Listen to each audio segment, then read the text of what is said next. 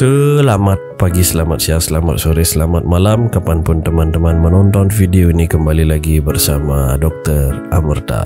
Ada sebuah cerita, kita sebut saja di negeri Wakanda for. Jadi di negeri ini ada sebuah sekolah. Ini cuma contoh ya teman-teman, ini cuma perumpamaan aja. Jadi di sekolah ini anak-anaknya rajin, disiplin, taat, tapi hanya saat ada guru-guru yang mengawasi. Begitu juga saat jam pulang sekolah ya, di rumah tuh mereka anak yang santun, sopan, hanya saat ada orang tuanya mengawasi. Jadi kalau nggak diawasi, mereka kembali lagi menjadi anak yang brutal, liar, nakal, membuat semua orang menjadi gentar. Liar, nakal, brutal, membuat semua orang menjadi gemar. Kayak senggokong dia.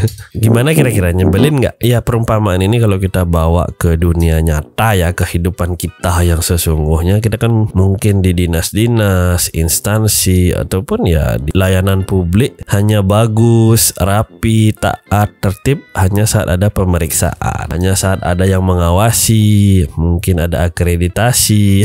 Selebihnya ya hanya panggung sandiwara. Begitu pula yang terjadi di perhelatan G20 di Bali ini ya teman-teman ya. Dan di tanggal 11 hari ini sudah mulai pembatasan, ada penyekatan jalan, aturan ganjil genap. Gunanya apa ya? Gunanya biar kelihatan bagus di depan tamu-tamu yang datang. Jadi cuma mobil atau motor listrik yang boleh lewat, atau mobil dengan motor yang memiliki plat putih yang baru ya yang boleh berseliweran gitu. Ya kenapa harus sampai seperti itu sih? Sebenarnya kalau kita mau, ini sesuatu yang bisa didisiplinkan dari awal ya. Seperti aturan taat berlalu lintas, mematuhi rambu-rambu lalu lintas, memakai helm segala macam. Itu nggak bisa dibentuk secara instan gitu. Itu sebenarnya adalah karakter yang harus dibentuk secara pelan-pelan, dengan pengawasan, dengan pemeriksaan. Tapi kenapa saat G20 ini mendadak semua diawasi? Itu yang sampai hari ini menjadi ciri dasar sifat perilaku makhluk-makhluk dari Wakanda.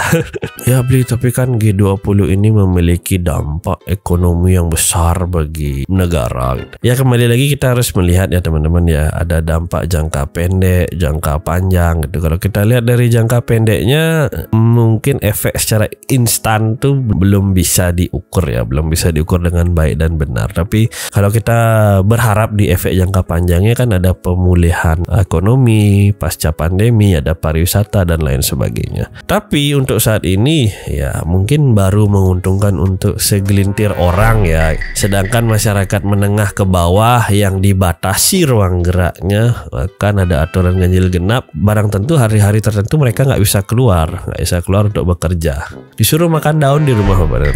Ini yang kadang-kadang, saya sebenarnya males membahas soal politik atau isu-isu seperti ini, tapi sangat menggelitik gitu loh. Jadi nggak tahan pengen bicara. Terus topik yang diangkat di pembahasan G20 ini ada 6 topik utama ya, seputar pemulihan pasca pandemi dan keuangan digital itu. Belum ada yang secara detail membahas keadaan masyarakat yang menengah ke bawah ya. Dan yang lebih parah lagi, ini kan sebenarnya tanggal 15 nanti ada upacara persembahyangan ya yang cukup besar di Bali dan ditutup, dilarang sembahyang demi G20.